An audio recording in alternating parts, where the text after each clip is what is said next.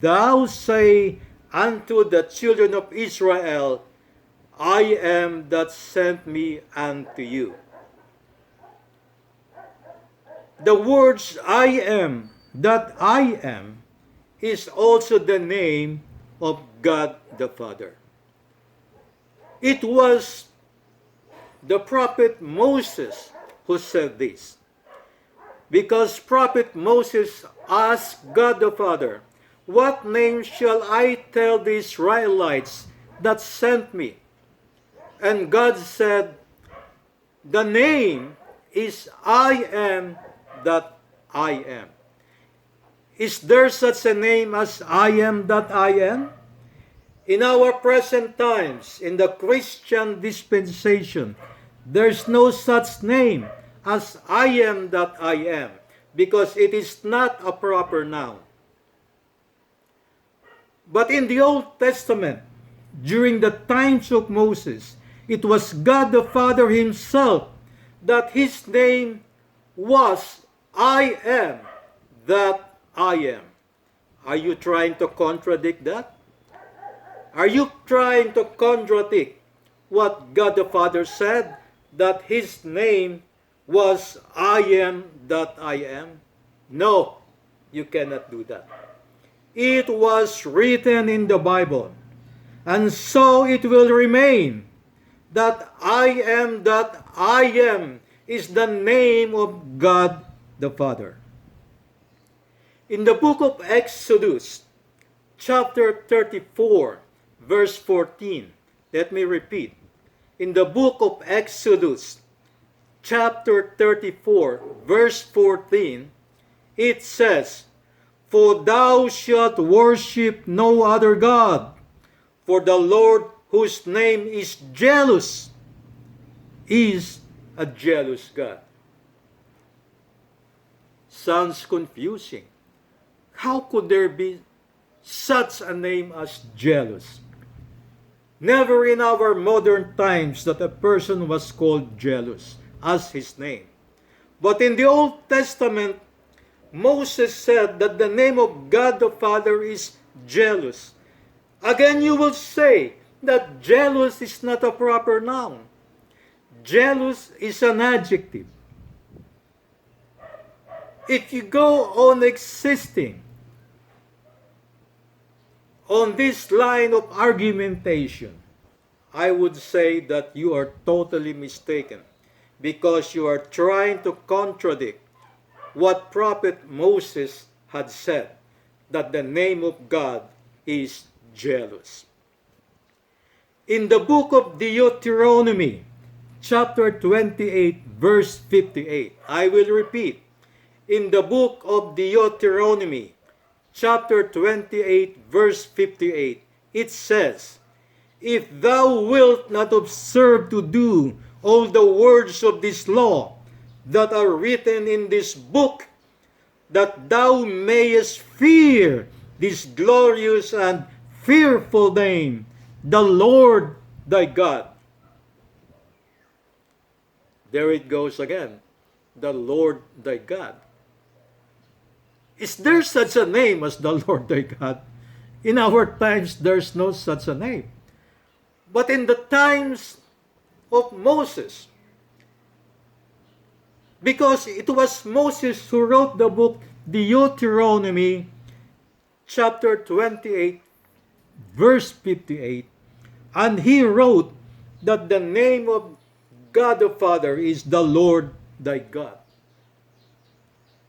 So it will forever remain that the name of God the Father is the Lord thy God, whether in the Old Testament, whether in the New Testament, or whether until the end of times, it will remain as the name of God the Father. And nobody could ever contradict such a statement of prophet Moses. All these names mentioned are the names of God the Father according to the Bible. Take note, according to the Bible. The word Yahweh and Jehovah were not written in the Bible except only after the 14th century. But these names I had mentioned, let me go back to these names: Father, Holy, Lord, the God of hosts, I am that I am, jealous, the Lord thy God. These names are the names of God according to the Bible. Who are we to contradict these verses? Are we trying to go against the words of God Himself? Are we trying to go against the words of the prophets? I don't think so.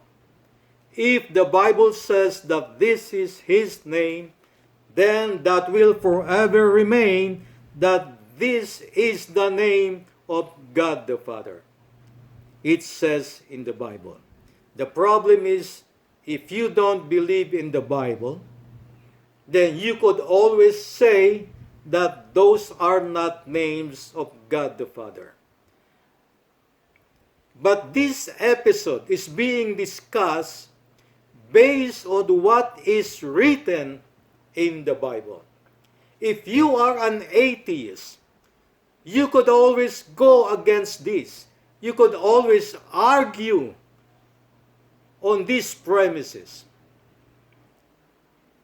That is because you don't believe in the Bible. But for fellow Bible-believing Christians, take note that these were written in the Bible, and this will remain as it is until the end of times. If you say that the name of God is Yahweh or Jehovah, then you are violating the teachings of Jesus Christ, which states that it is forbidden for us to add or deduct from what is written in the Bible. It is like adding additional verses from the teachings of Christ. I hope that these verses will enlighten us regarding the name of God. For fellow Bible-believing Christians,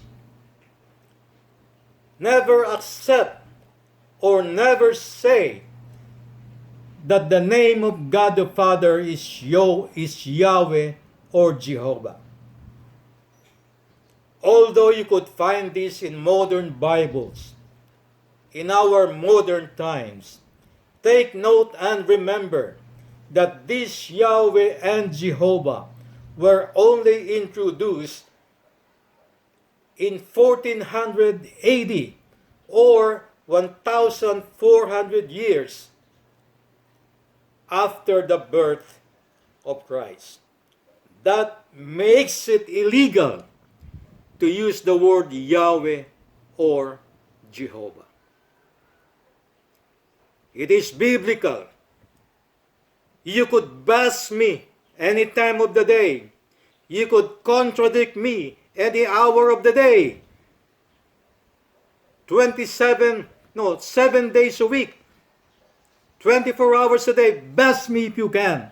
But I will remain as what the Bible said, that Yahweh and Jehovah are not the names of God the Father in heaven.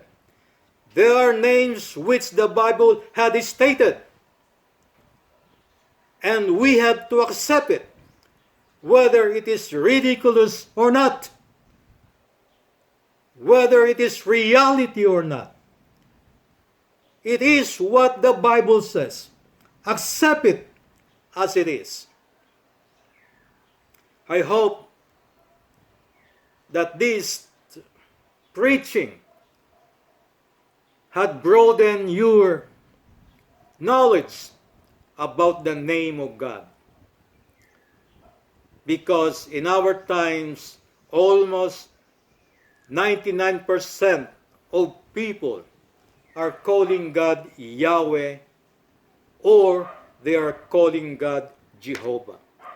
This is not true. This is wrong to call God the Father Yahweh or Jehovah. For listeners of this episode number 3, what is the name of God? Is it Yahweh or Jehovah? If you would like to have a written copy of this episode number 3, what is the name of God the Father?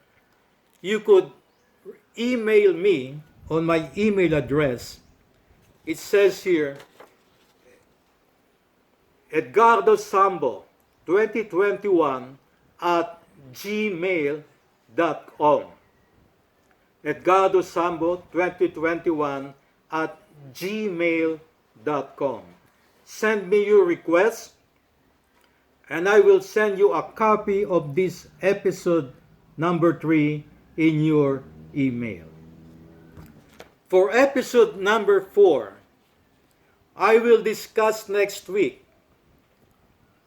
The topic is God everywhere. Everybody says that God is everywhere. Is this true or not?